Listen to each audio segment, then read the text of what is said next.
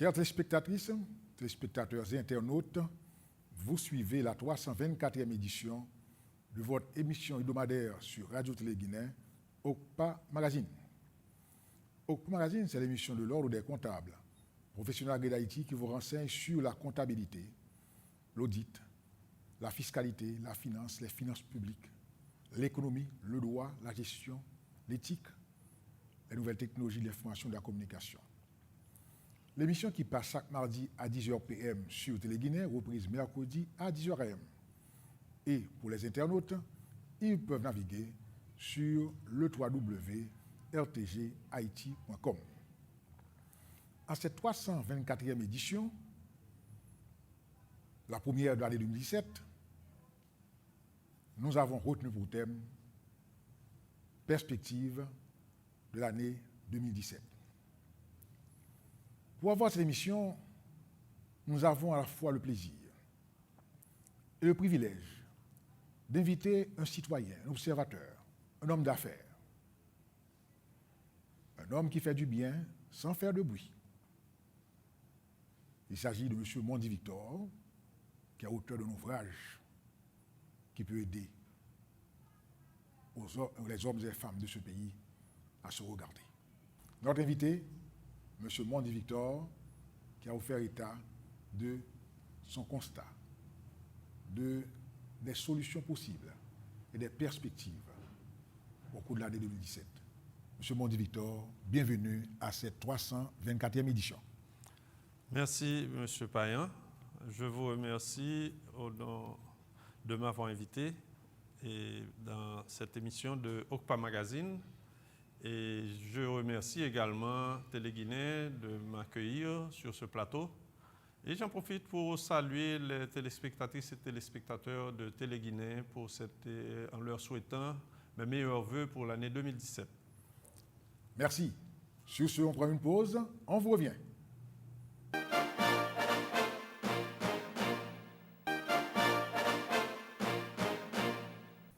Chères téléspectatrices, téléspectateurs et internautes, comme d'habitude, nous vous renseignons sur les activités de l'Ordre des comptables professionnels d'Haïti.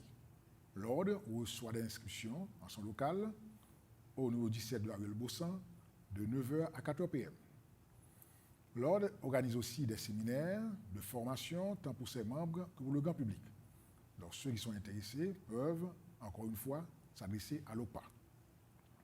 Et présentement, l'Ordre organise un séminaire sur les normes internationales de présentation de l'information financière.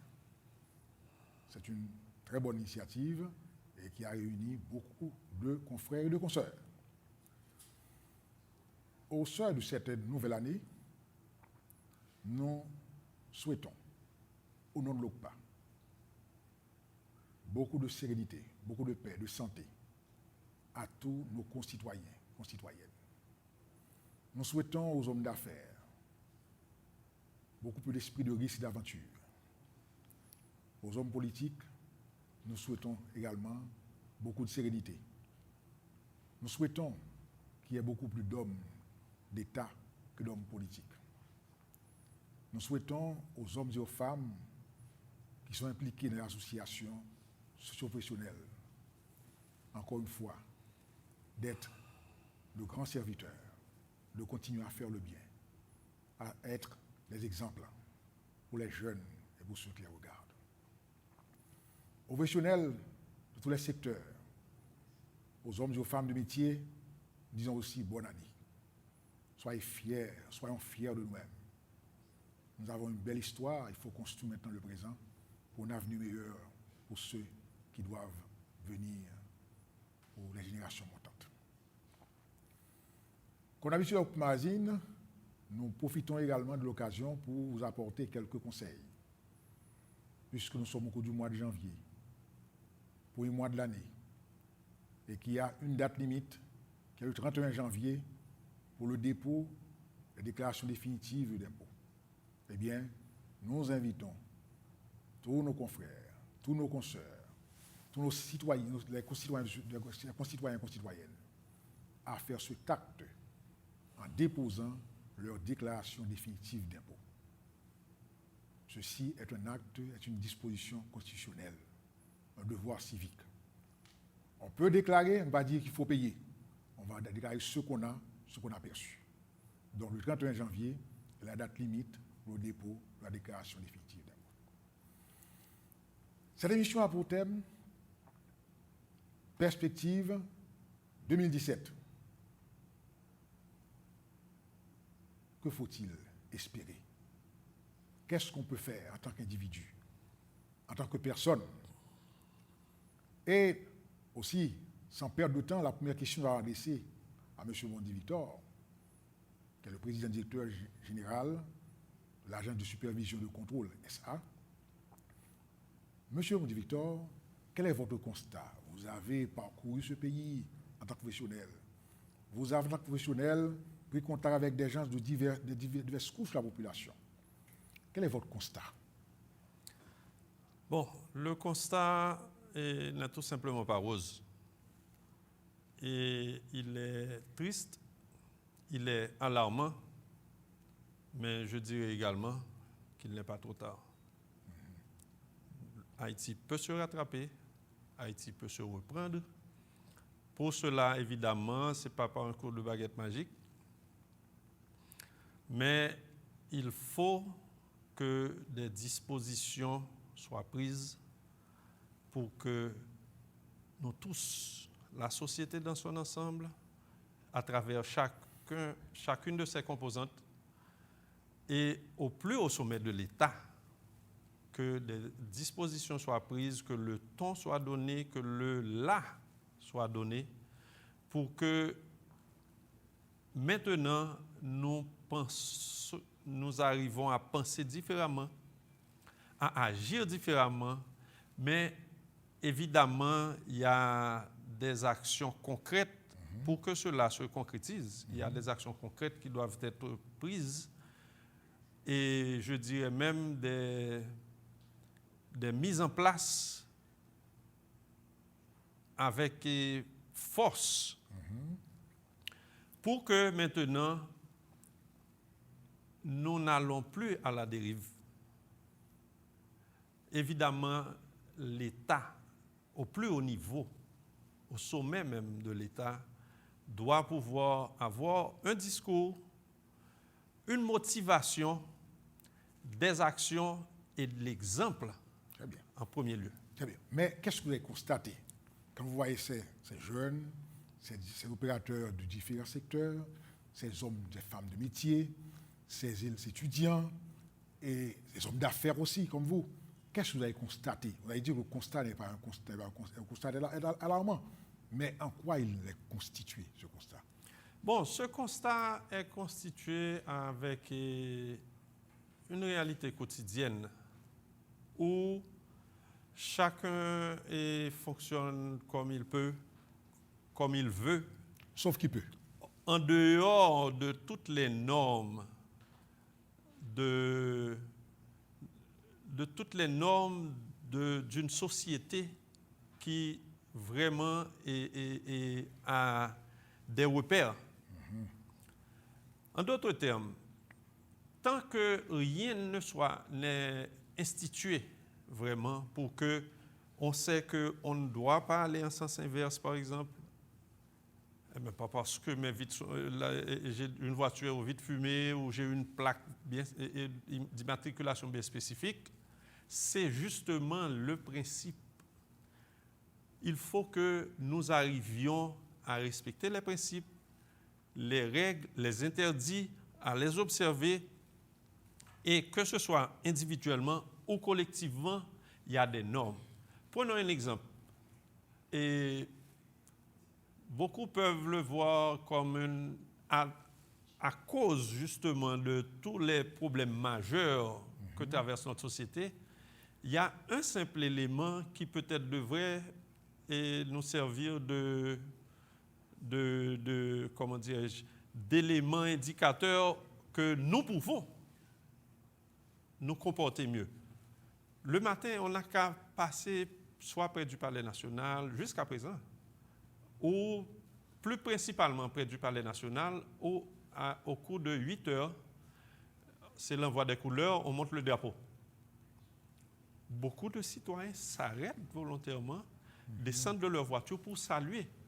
Et pour moi, haïtien, en tant qu'haïtien et en tant que citoyen, généralement, le drapeau est un symbole fort de notre identité.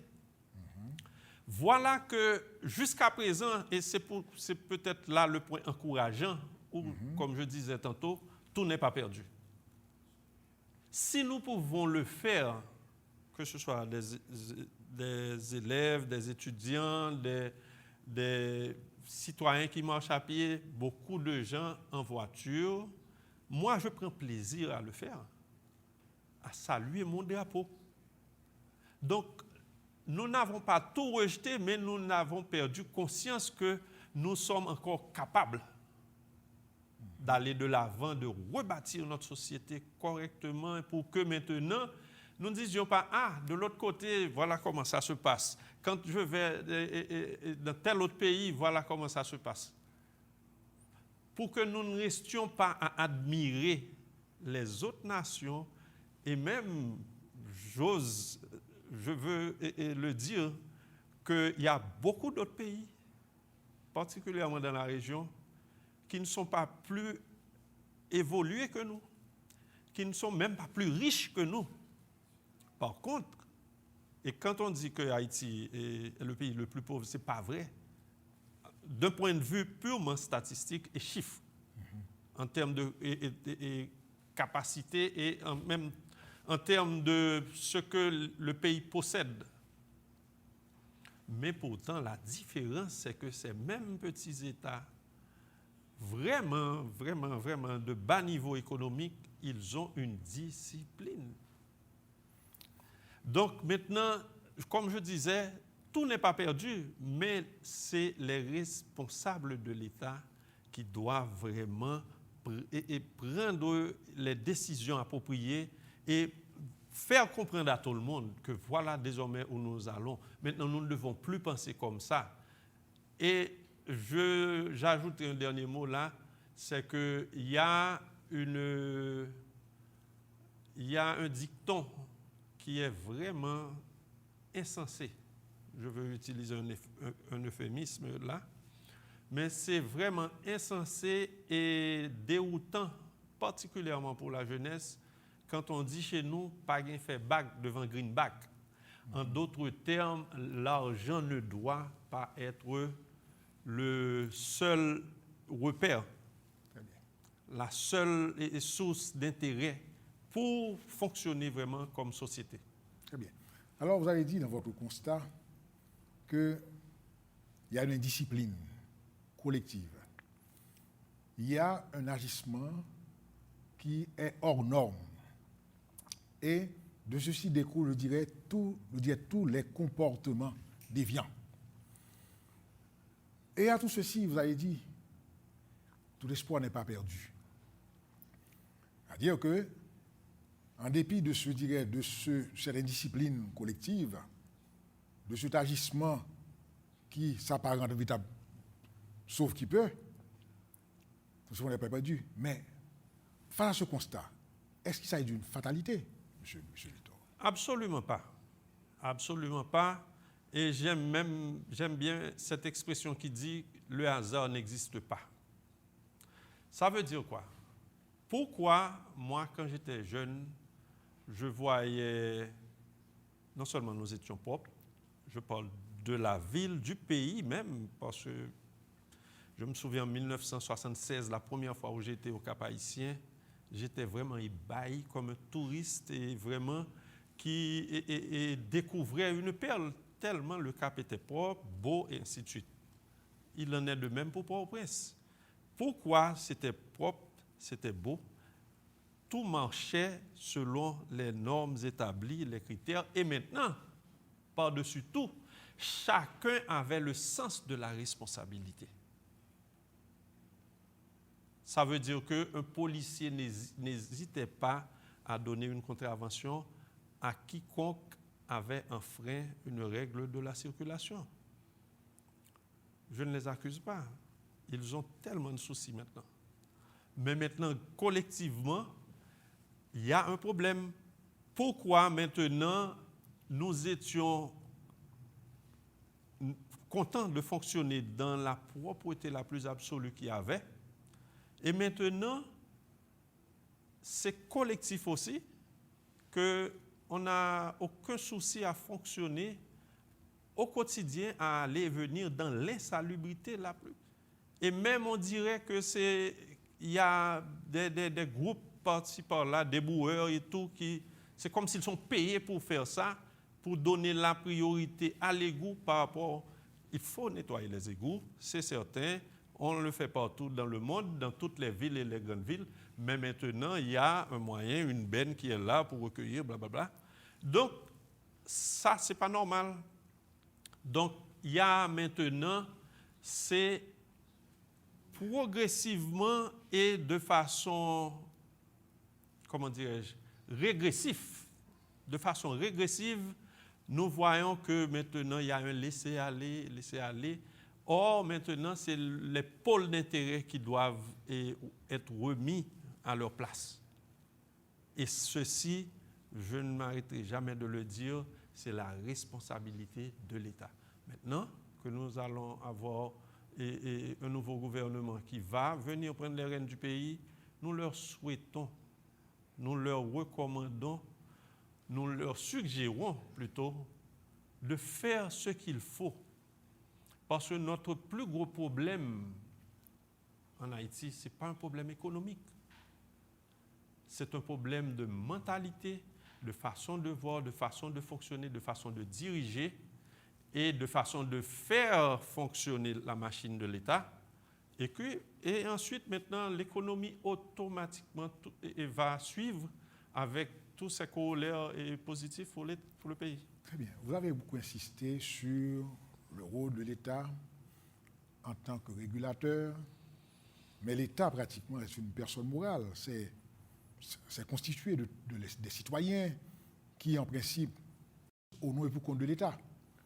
Et se laisser aller, que vous avez fait mention, cette indifférence vis-à-vis des normes, ce mépris de ce qui est rigoureux, de ce qui est normal, de ce qui est légal, ceci n'est pas venu comme par hasard. Non.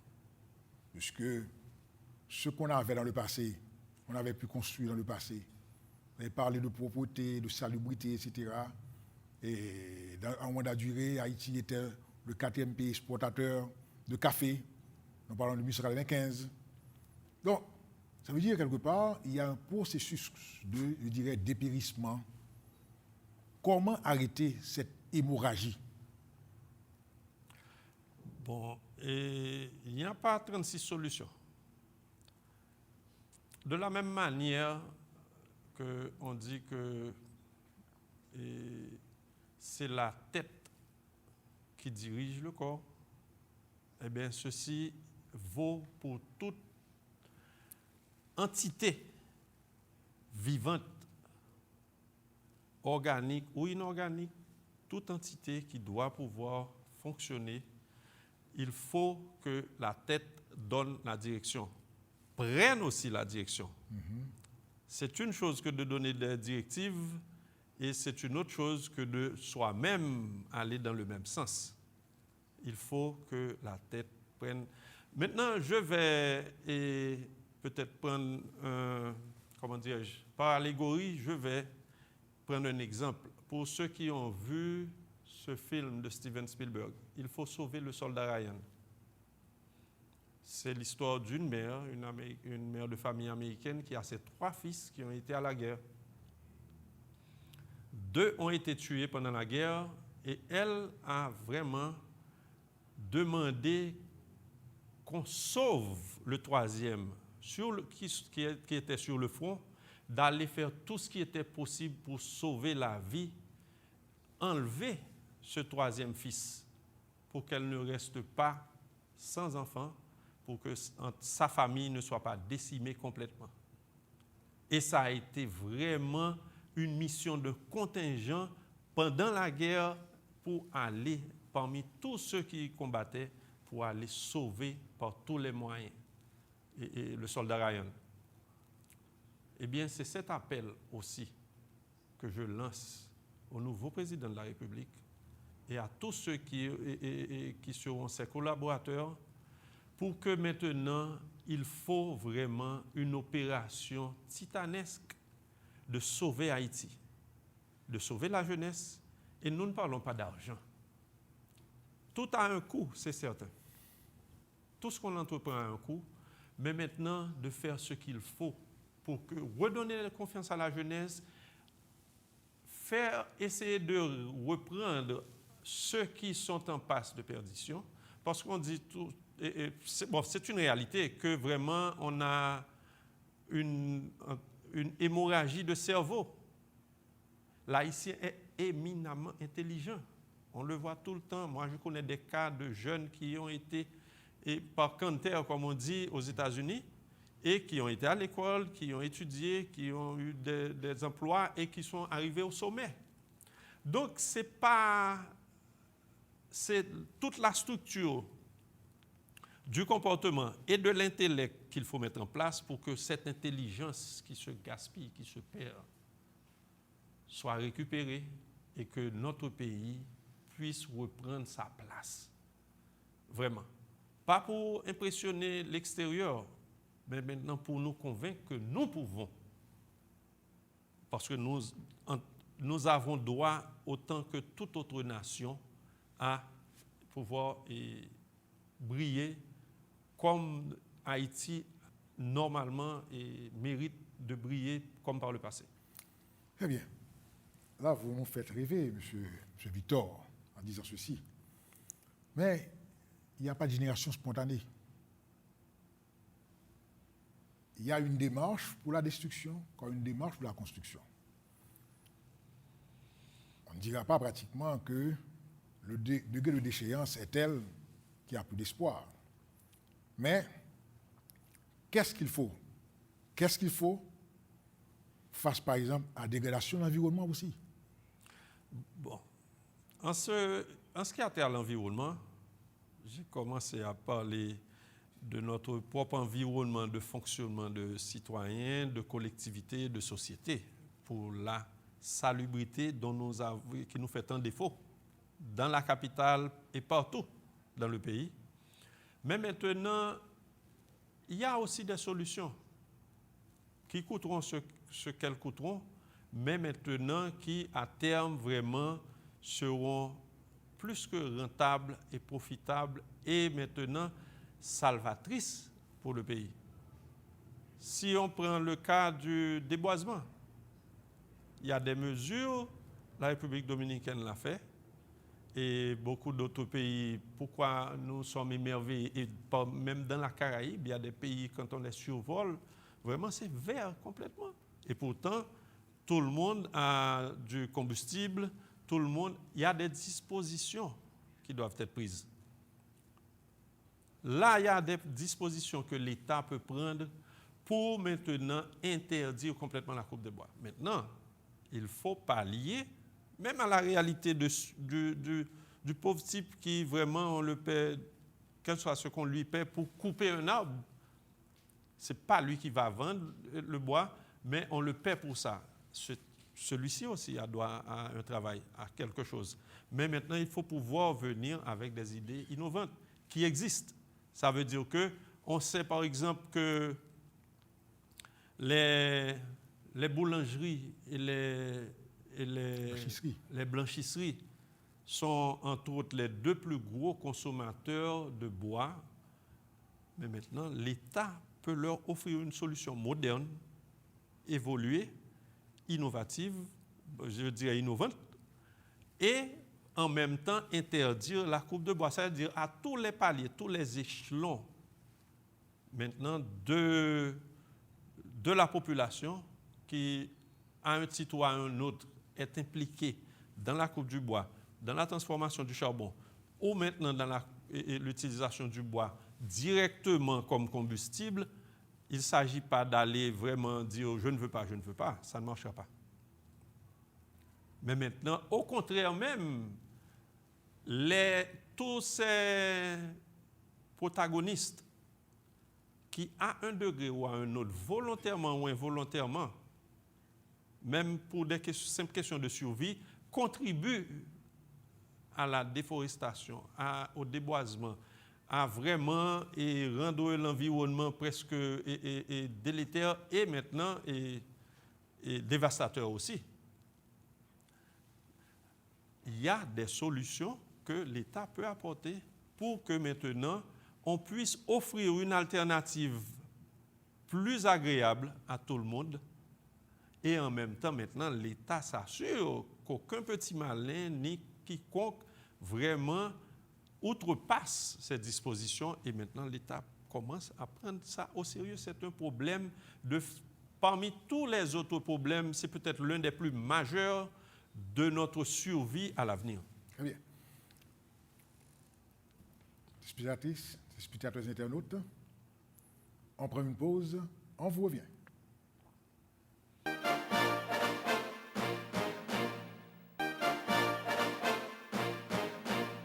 Chers téléspectatrices, téléspectateurs et internautes, vous suivez la 324e édition de votre émission hebdomadaire sur Radio Télé Guinée, OCPA Magazine. Émission qui a pour thème 2017, quelle perspective? Notre invité, M. Mondi Victor. Au cours de la première partie de l'émission, M. Victor a fait état de son constat. Constat marqué par l'indiscipline collective, par l'indifférence des normes, par un laisser-faire, laisser-aller, je dirais même laisser-grainer. Et ceci s'est traduit dans les faits par un ensemble de comportements déviants à l'échelle individuelle. Et collectivement, nous offrons le spectre d'un véritable désordre structuré, organisé. Et, de ce fait, nous en sommes tous victimes. Nous sommes tous perdants dans ce cas. Et dans toute cette première partie, M. Victor a, en plusieurs fois, fait état de la mission, du rôle de l'État en tant que garant de l'ordre, de la discipline. Mais, encore une fois, il n'y a pas de génération spontanée. L'homme est le reflet de son environnement. Je dirais même, l'homme est né bon, la société le corrompt.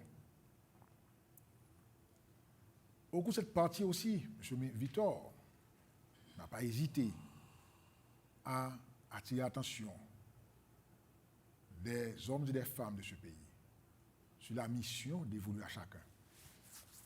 Et comment on peut arriver à cette masse critique pour influencer l'environnement général. On a parlé d'environnement,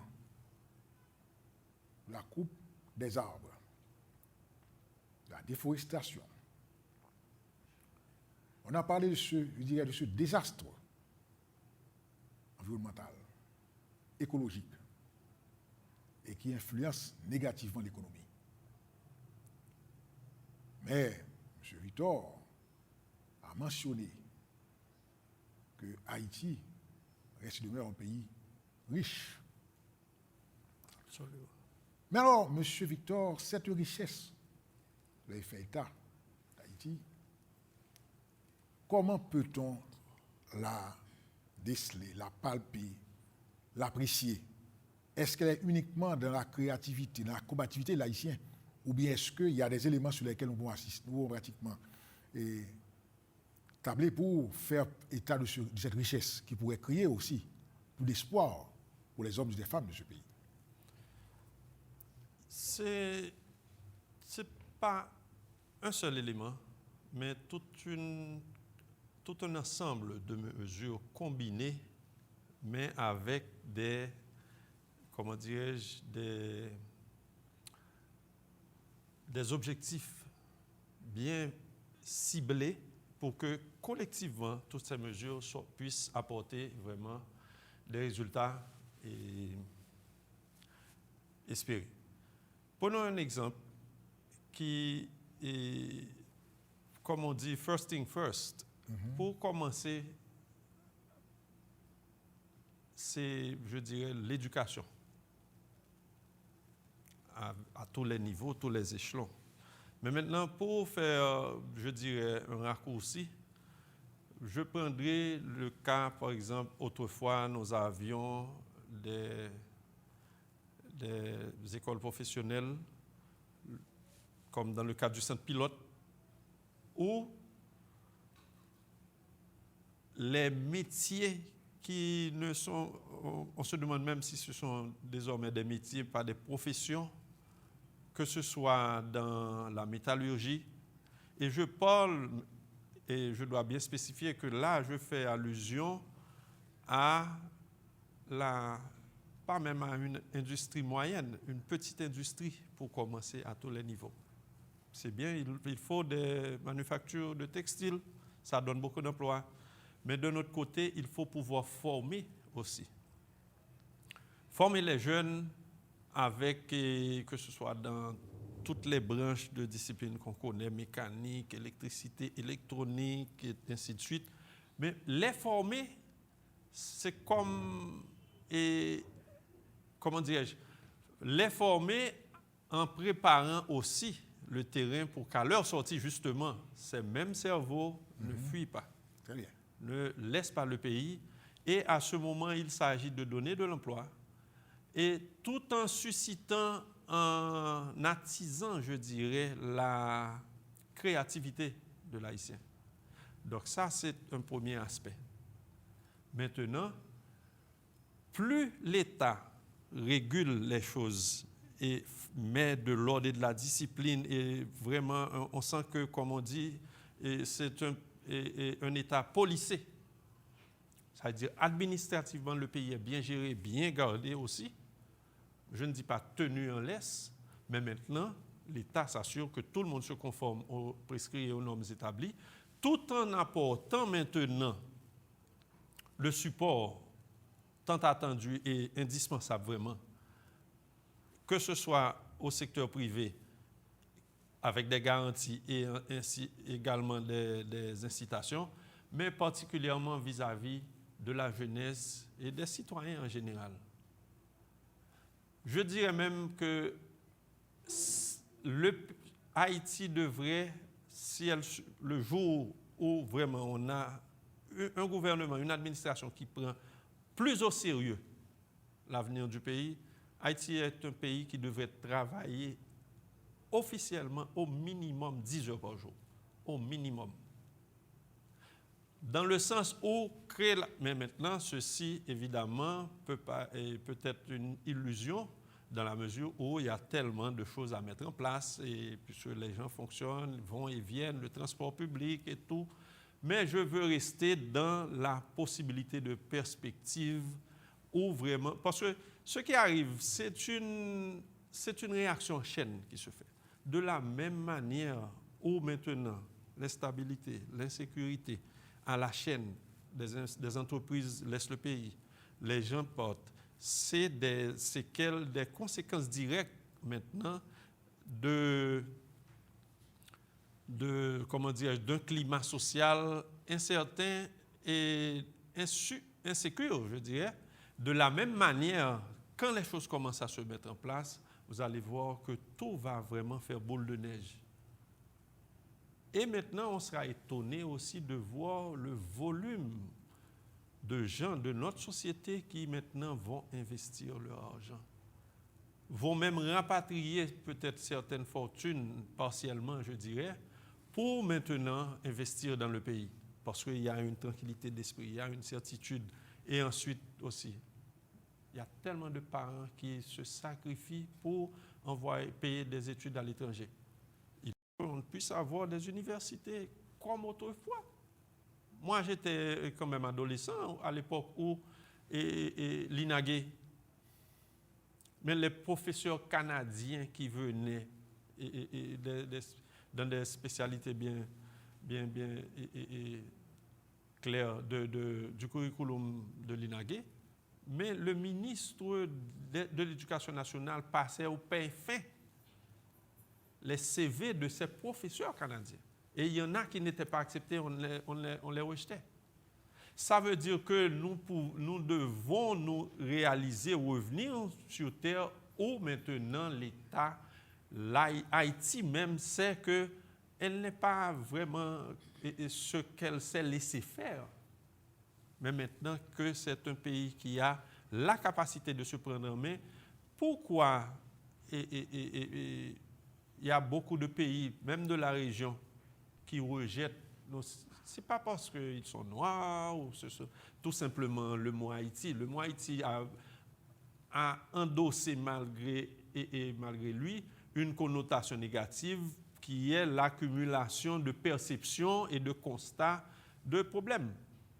Mais maintenant, c'est pas parce qu'il y a beaucoup d'entre nous qui voyagent, on dit qu'on est haïtien, on nous déroule le tapis rouge, sans qu'on soit un officiel de quoi que ce soit. Donc, la réalité, c'est qui vous êtes, qu'est-ce que vous faites, comment vous fonctionnez, ainsi de suite. Donc, le pays peut vraiment... Mais maintenant, il faut que... Et puis, l'autre chose aussi, l'autre facteur fondamental, il faut que les dirigeants donnent l'exemple. Il faut que... Parce que nous gaspillons trop de ressources économiques. Des fois, pour pas vraiment... Et on cherche le motif, on ne comprend pas. C'est juste devenu une affaire de facilité. Donc, ce n'est pas un officiel de l'État. Dans tous les pays, ça a un traitement digne de son rang. Donc, nous ne demandons pas que ce soit une bicyclette qu'un sénateur ou un ministre... Non. Il ne faut pas qu'il y ait d'équivoque là-dessus. Mais maintenant, à l'inverse, il faut quand même une limitation assez modeste et, pour ne pas dire raisonnable, dans le gaspillage des ressources et tout. Maintenant, tout officiel a droit à un traitement digne de son rang, comme dans tous les pays. Il n'y a pas d'équivoque là-dessus.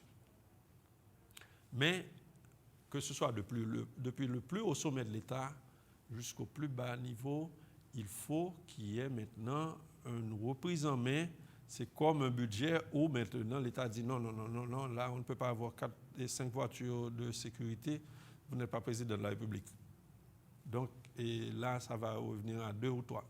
Un truc pareil, c'est juste un chiffre comme ça, mais il y a des dispositions qui sont prises. Donc maintenant, la population, la société, le secteur privé, je parle du secteur économique, entre autres, même le secteur culturel, ainsi de suite, globalement, tout le monde voit que maintenant, il y a une chose, c'est sérieux ce qui se fait là. Donc maintenant, nous allons emboîter le pas. Tout le monde va le faire. Et ce n'est pas forcément, comment dirais-je, tout le monde ne va pas emboîter le pas par menace de coercition. C'est par une remise en confiance dans les faits, pas seulement dans les discours. Mais parallèlement aussi, M. Victor, parce que nous parlons des richesses d'Haïti, nous parlons de l'éducation et comment il faut former la jeunesse, comment les accueillir après la formation. Mais pour tout ceci, il y a également, je dirais, le côté répression, le côté de la justice. Nous avons certes aujourd'hui de nouveaux élus à tous les niveaux de l'appareil d'État. Qu'est-ce que vous, en tant qu'homme d'affaires, vous pourriez prodiguer comme conseil? Bon, et toujours dans le même ordre d'idées, c'est, comme je le disais auparavant, c'est que la nouvelle administration prenne les choses en main et maintenant établisse aussi des garde-fous. Ça veut dire que vous avez une responsabilité au niveau, je dirais, de la justice. Vous connaissez vos prérogatives, vos latitudes, mais aussi vos limites. Maintenant, il faut aussi que soit établie l'interactivité, l'interconnexion clair entre les pouvoirs de chacun, chaque entité, chaque composante de l'appareil répressif de l'État. Ça veut dire que si vous êtes à tel niveau du pouvoir, ceci n'implique nullement que vous avez le pouvoir d'interférer dans une décision de justice sans passer par les procédures établies dans l'appareil judiciaire et dans le système, je dirais, même dans le système judiciaire. Je prends un exemple. C'est assez banal, mais c'était vraiment évocateur. C'était une affaire de football. Au début des années 80, il y avait un match éliminatoire entre le Chili et l'Uruguay. Au Chili, et même, je dirais plus loin, avec le général Pinochet au sommet de son pouvoir, comme on le savait, et dans le stade. Et qu'est-ce qui est arrivé? Il y a eu un choc, vraiment mais un mauvais coup d'un joueur uruguayen contre un joueur chilien. Et tout autour du terrain, à l'extérieur du périmètre du terrain, c'était des soldats chiliens qui montaient la garde, puisque le chef de l'État est là, et on sait ce que c'était aussi sous Pinochet. Et c'était tellement brutal, vraiment, c'était évident que le joueur chilien est resté au sol, mais maintenant, il y a un soldat chilien qui, est-ce que c'est par excès de zèle ou je ne sais pas, il est monté sur le terrain pour vraiment aller s'attaquer aux joueurs uruguayens. Et l'arbitre vraiment l'a bousculé brutalement, roulé à terre. Le type était énervé, il est revenu, l'arbitre l'a bousculé à nouveau. Maintenant, la chose devenait vraiment laide, je dirais. Et les autres soldats ont dû prendre ce joueur et ce soldat chilien et l'ont sorti. Et à ce moment, l'arbitre a tiré son carton rouge, a donné au joueur uruguayen. Je parle maintenant d'un fonctionnaire qui, entouré maintenant, qui est là pour faire la circulation, l'ordre et comment fonctionner pendant le match, vis-à-vis maintenant d'un des plus gros dictateurs qu'on a connus au XXe siècle. Et pourtant, il a pris ses responsabilités et personne ne pouvait le blâmer.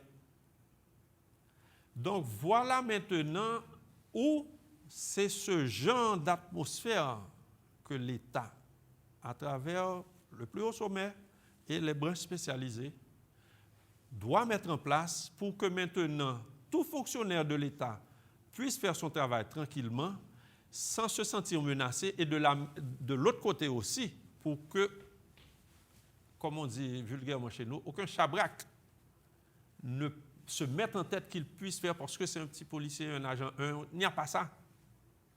Il est là pour faire régner l'ordre et la discipline, et là, ça le conforte. Donc, ceci, c'est... Et il y a, à partir de là, on verra une diminution drastique des dérives qu'il y a dans notre société. Alors, c'est bien, mais alors, disons, l'État a défini ce cadre tant souhaité, que vous avez décrit là, où chacun respecte ses droits et obligations. Qu'en doit être la partition du secteur privé, des hommes d'affaires? Qu'est-ce qu'ils doivent faire aussi, eux, à leur niveau, pour apporter leur contribution à ce nouvel environnement, ce nouvel encadrement qu'il faut créer?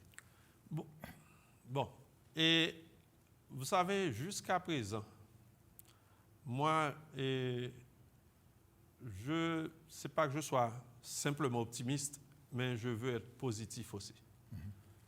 Moi, je veux donner le bénéfice du doute à l'ensemble peut-être des membres du secteur privé qui ne se conforment pas à tout ce qui est à leur responsabilité, je dirais, citoyenne et même fiscale. Tant que rien ne soit mis en place, le secteur privé, moi, je suis foncièrement convaincu qu'il est prêt, il attend que vraiment, comme on dit chez nous, qu'il voit clair devant lui. Et vous allez voir leur participation en termes d'investissement et tout, et aussi avec la corruption qu'il y a chez nous. Ça va s'estomper. Je ne dis pas que ça disparaîtra. Dans aucune société, ça n'existe. C'est impossible. Mais ça va s'estomper, se réduire progressivement au point qu'on pensera que Haïti est le pays le plus clean par rapport au volume, à l'ampleur maintenant de ce qu'on a actuellement. Donc,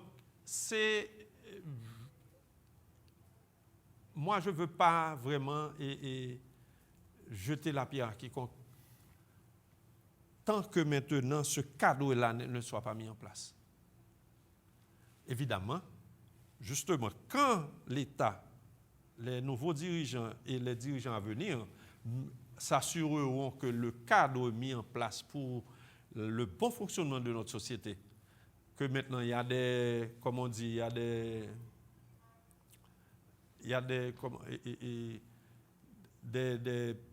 des individus ou des particuliers. Voilà le mot que je cherchais. Il y a des électrons libres qui maintenant voudront faire cavalier seul hors norme. Mais l'appareil coercitif sera mis en vigueur et prendra action. Parce que j'ai passé presque ma jeunesse à entendre des gens qui ont l'air de bien, et beaucoup d'intellectuels et du monde qui disent que blanc pas jamais quitter nous. Non, c'est pas vrai. Je ne dis pas que l'influence étrangère, nous savons ce qu'elle est aujourd'hui. Mais c'est justement tant que nous continuons à nous comporter comme insouciants que maintenant, là, ça devient, comment dirais-je, ça devient une plaine, l'expression qu'on connaît bien, on pitimi sangado. Parce que je ne parle pas d'aller, on ne peut pas aller faire confrontation avec quiconque dans le cas d'Haïti. Mais on doit pouvoir dire non, ça ne conviendra pas au pays. Ça, non, ça ne peut pas marcher. Où est notre intérêt là-dedans? Même partiellement. Qu'est-ce que nous récoltons? Donc, il faut aussi que beaucoup de dirigeants, et au top niveau même, se soucient moins de leur popularité, de leur poste, que vraiment de défendre le pays qu'ils ont en charge. Et tant qu'on prend cette attitude, justement, le blanc, comme on dit, va commencer à réfléchir deux fois. Il y a des gens sérieux maintenant aux commandes. OK, on va aller différemment vers eux. Et on verra. Ça donnera des résultats. Et dans tout ça, M. Moudi Victor, la jeunesse, comment l'impliquer?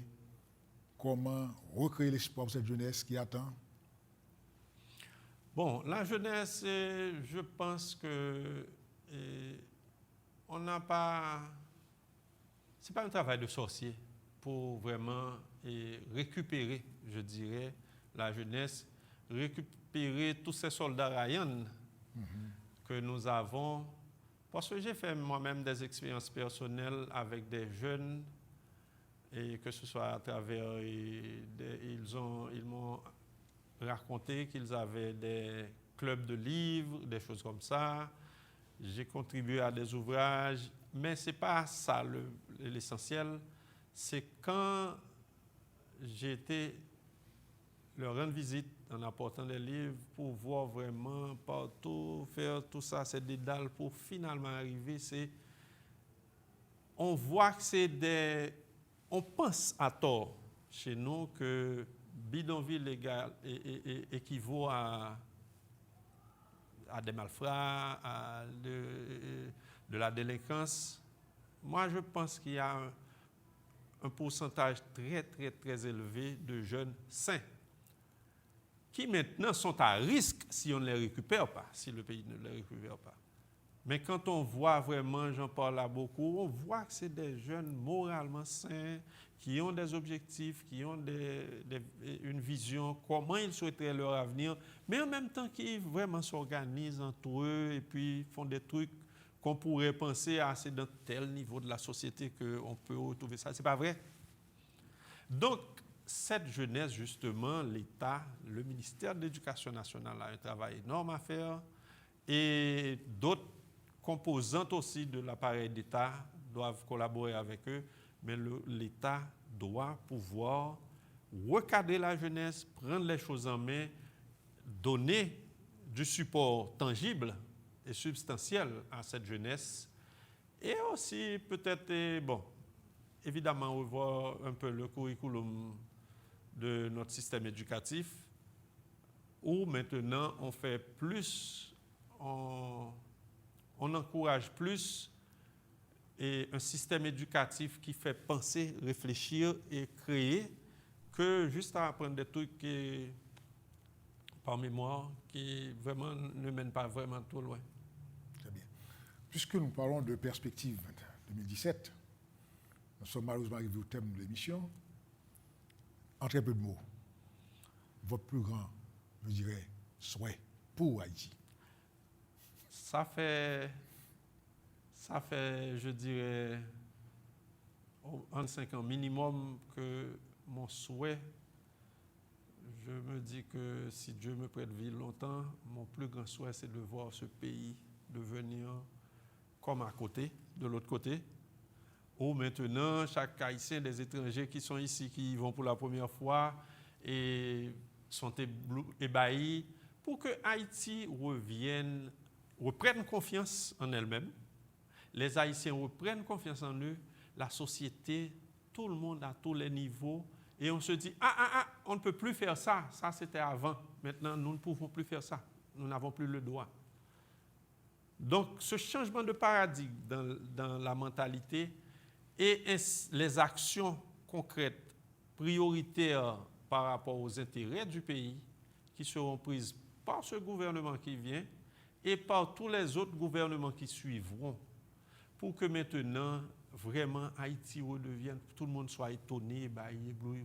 Est-ce que c'est Haïti vraiment? Moi, je l'appellerai peut-être la nouvelle Haïti, mais ce sera toujours Haïti. Mais il y a de l'espoir. Très bien. Ainsi prend fin, mesdames, messieurs, la 324e édition de la série OCPA Magazine. Nous disons merci à vous tous. Merci à M. Mondi Victor pour sa disponibilité.